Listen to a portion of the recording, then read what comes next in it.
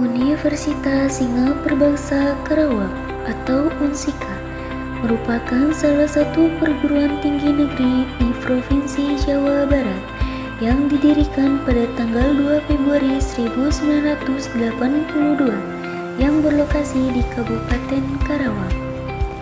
UNSIKA pada awal berdirinya berada di bawah naungan Yayasan Pembina Perguruan Tinggi Pangkal Perjuangan yang pada awalnya adalah Perguruan Tinggi Pangkal Perjuangan Karawang, terdiri dari Fakultas Hukum dan Fakultas Ekonomi yang berdiri pada tanggal 5 September 1965. Sejak tanggal 6 Oktober 2014, UNSIKA pada awalnya perguruan tinggi swasta alih status menjadi perguruan tinggi negeri sesuai dengan Presiden Republik Indonesia Nomor 123 Tahun 2014 tentang pendirian Universitas Singa Perbangsa Karawang. Assalamualaikum warahmatullahi wabarakatuh. Halo semuanya, kami dari kelompok 4 Materi Sistem Kekerabatan. dan perkenalkan kelompok kami. Saya Ado Jahendra, Saya Ipa Latifah. Saya Siti Zahra Sabila. saya Sri Purnanda, saya Zahra Zakia. Selamat menyaksikan. Sistem kekerabatan. Sistem kekerabatan adalah unit-unit sosial yang terdiri dari beberapa keluarga yang memiliki hubungan darah atau hubungan perkawinan. Sistem kekerabatan ini merupakan suatu hukum adat yang mengatur tentang kedudukan seseorang sebagai anggota kerabat. Misalkan, kedudukan anak terhadap orang tua dan sebaliknya, serta kedudukan anak terhadap kerabat yang berdasarkan pada pertalian darah. Kemudian menurut Profesor Bushar Muhammad, sarjana hukum, keturunan itu dibagi menjadi dua sifat. Yang pertama lurus dan yang kedua menyimpang. Lurus apabila seseorang tersebut merupakan langsung dari keturunan yang lain. Kemudian menyimpang apabila antara kedua orang terdapat adanya keturunan atau ketunggalan leluhur. Dalam suku masyarakat adat kita mengangkut ada 3 macam sistem kerabatan, yaitu 1.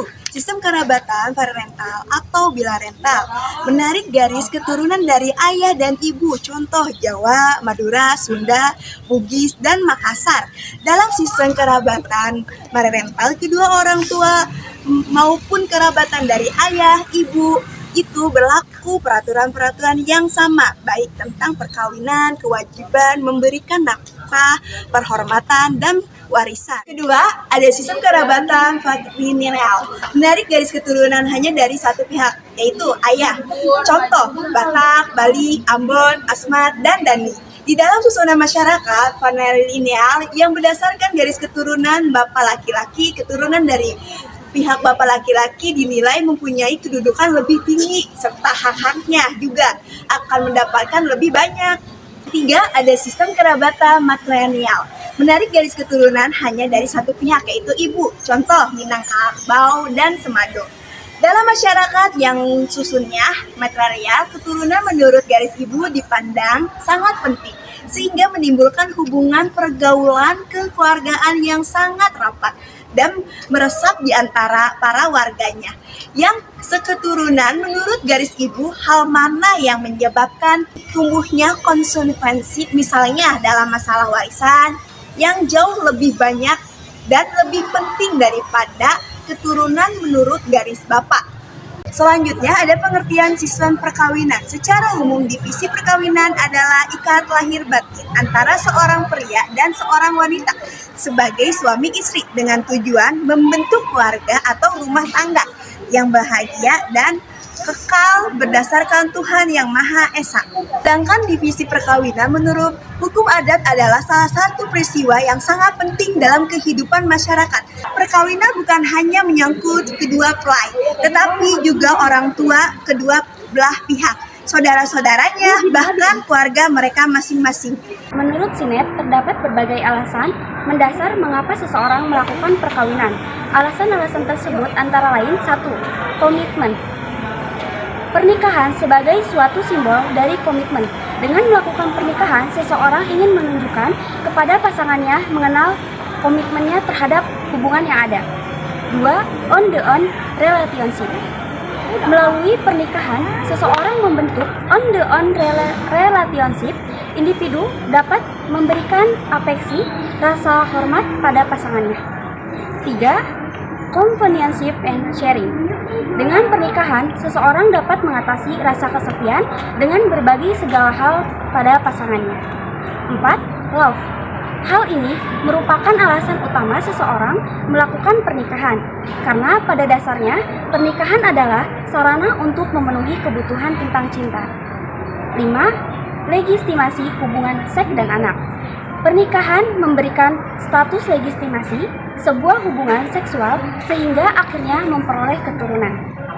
Ada beberapa sistem perkawinan sebagai berikut. 1. Sistem endogami merupakan sistem yang mewajibkan perkawinan dengan anggota sekelompok, artinya perkawinan dari suku ras yang sama.